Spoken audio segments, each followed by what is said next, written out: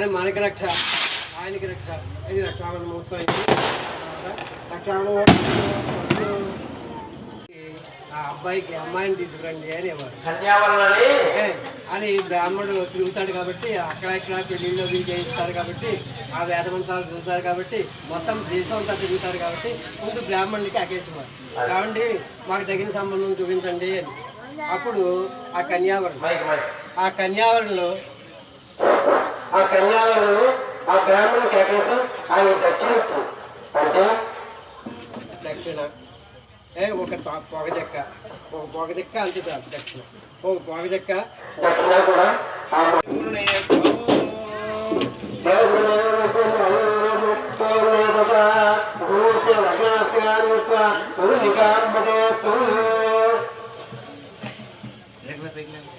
తప్పించి పూర్వకాలంలో లేవు.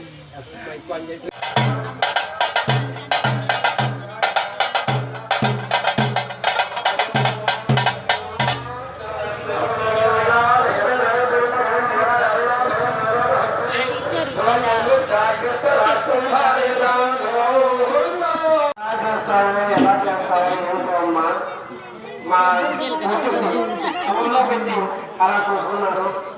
అయ్యా నువ్వు కూడా మాకు వస్తుంది చూసుకుని మాలో కలిసి చక్కగా మీరిద్దరు కూడా సంతోషంగా ఉంది.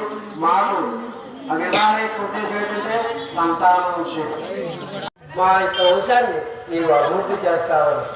ఎందుకంటే ఎన్ని యజ్ఞాలు చేసినా, ఎన్ని యాగాలు చేసినా, ఎన్ని హోమాలు చేసినా, ఏం చేసినా కూడా ఆ కన్యలు కనుక ఆడపిల్లలు కనుక దానం చేసినట్టయితే వచ్చే పరిధిని దీనికి మాత్రం కాదు. అయ్యో ఆడపిల్లలు అనుకుంటాం, అయ్యో ఆడపిల్ల కాదు. మన యొక్క పుణ్యం కొద్ది మన మహాలక్ష్మి, మహాకాళి, మహాసరస్వతి ముగ్గురు ఏరుకున్నారు ఈ ప్రపంచాన్ని. ఆ లక్ష్మీదేవి మన ఇంట్లో పుట్టింది.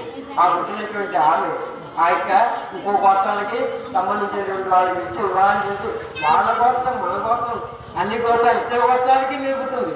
ఆ తల్లిని ఆ యొక్క వివాహం చేసుకొని ఇక్కడ ఆ యొక్క సంకల్పం చెప్పి వారి యొక్క వంశాన్ని ఏదైతే వంశాన్ని గొప్పదని చెప్పి ఆ కన్యను దానం చేసేదే కళ్యాణం. ఇక్కడ ఇప్పుడు దాంట్లో అతిపళ్ళతో ఒకటి, గంధమతి ఒకటి, ఇక్కడ ఉన్న చూడండి అతిపళ్ళ